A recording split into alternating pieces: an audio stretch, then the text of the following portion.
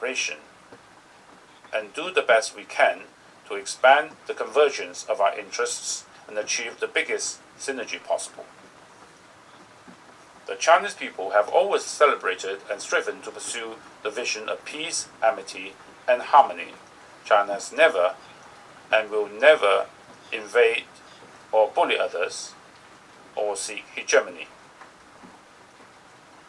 China is always a builder of world peace, contributor to global development, defender of the international order, and provider of public goods. China will continue to bring the world new opportunities through its new development. Fourth, we must improve global governance and practice true multilateralism. In the world, there is only one international system, i.e., the international system with the United Nations at its core.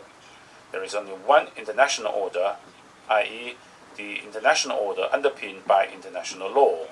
And there is only one set of rules, i.e., the basic norms governing international relations underpinned by the purposes and principles of the UN Charter. The UN should hold high the banner of true multilateralism and serve as the central platform for countries to jointly safeguard universal security, share development achievements, and chart the course for the future of the world. The UN should stay committed to ensuring a stable international order, increasing the representation and say of developing countries in international affairs, and taking the lead in advancing democracy and rule of law in international relations. The UN should advance in a balanced manner, work in all the three areas of security, development, and human rights. It should set common agenda, highlight pressing issues, and focus on real actions, and see to it that commitments made by all parties to multilateralism are truly delivered.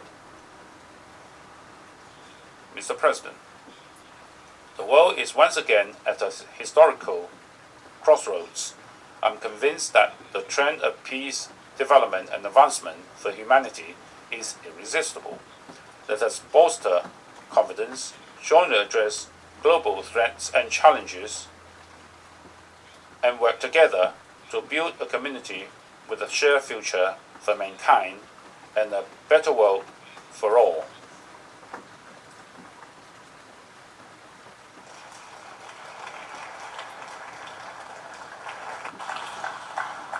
On behalf of the General Assembly, I wish to thank the President of the People's Republic of China for the statement just made. We have heard the last speaker in the general debate for this meeting. The fourth plenary meeting to continue with the general debate will be held immediately following the adjournment of this meeting. The meeting is adjourned. The fourth plenary meeting of the General Assembly is called to order. Excellencies,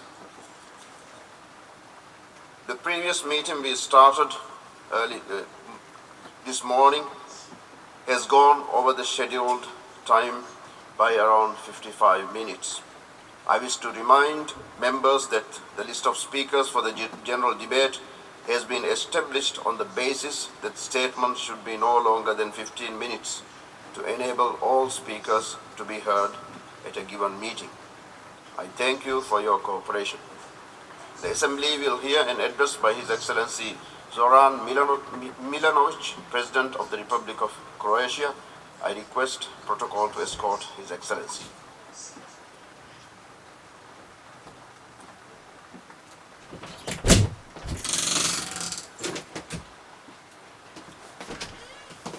On behalf of the General Assembly, I have the honor to welcome to the United Nations His Excellency Zoran Milanovic, President of the Republic of Croatia, and to invite him to address the Assembly. Mr. President, Excellencies, ladies and gentlemen, it is a great honor to address this important body once again. I especially want to congratulate you, Mr. President, on being elected to preside over the 76th session, and I wish you much success. I also want to thank your predecessor, His Excellency Volkan Bozkir of Turkey, for his leadership and guidance in truly difficult times. And I congratulate His Excellency Antonio Guterres on his reappointment as UN Secretary General. Perhaps more than ever, it is important we continue to strengthen multilateralism and the international rules-based order, with the United Nations playing a central role. You are right, Mr. President, in pointing out how this moment in history calls for, above all, hope. Violence, poverty, and hunger are once again on the rise. Our post-pandemic recovery will be even more hard-pressed in upending the world's uneven economic development. Devastating natural disasters, especially due to severe weather patterns, and increasingly more difficult to deal with. And as our best scientific minds tell us, we can no longer afford to ignore how climate change is making natural hazards worse. Migration continues to rise, further fueling discontent in its wake. All along, populists and disinformation campaigns blatantly or maliciously ignoring factual accounts can unnervingly shake people's confidence in public authorities, in science, and in the media. But we cannot, and we must not, and I hope we shall not give in.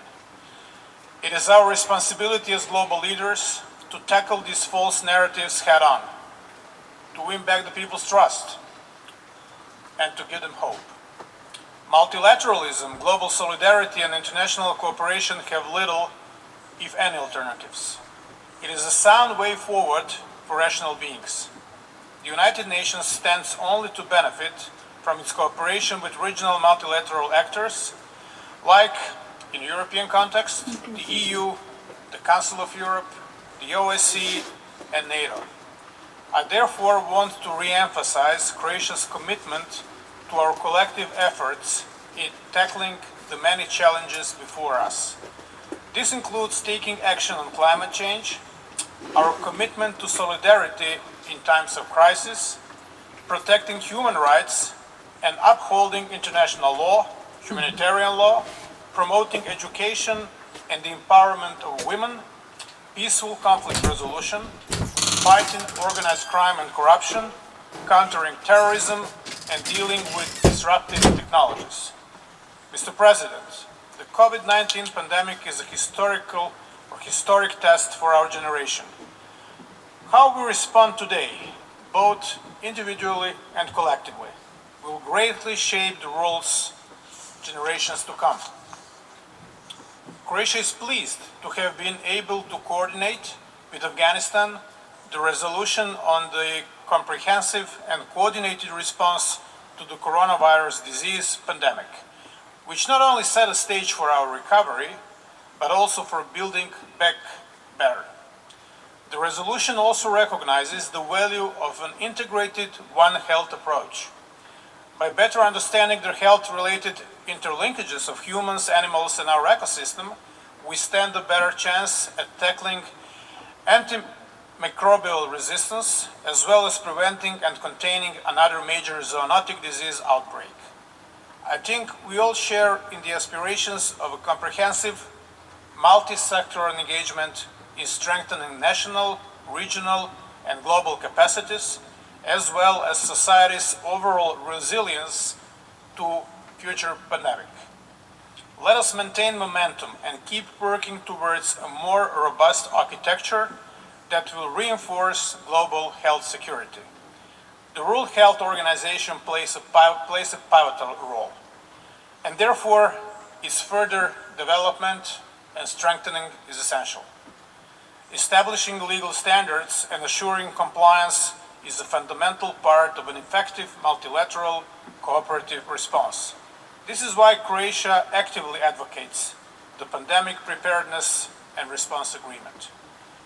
As an upcoming member of ECOSOC for the term 2022-24, Croatia wants to foster the deliverance of a stronger multilateral response to the pandemic in the spirit of global solidarity and partnership. Safe and effective vaccines, as well as diagnostics and treatment, need to be made more easily accessible to all, in a timely and sustainable way, and without discrimination of any roots. We are firmly committed to supporting the work of ECOSOC as the UN's key platform for implementing the 2030 Agenda for Sustainable Development, clearing our path to recovery. Mr. President, ahead of the 26th UN Climate Change Conference in Glasgow this November, it is vital we stay on track and promote the continuous implementation of the Paris Agreement. Even Pope Francis, who has dedicated his first encyclical Laudato Si', the common heritage of our planet, is expected to attend. The necessary changes in our lives and in our economies will certainly not be easy. However, I'm convinced that shifting to green and sustainable technologies can go hand in hand with economic growth.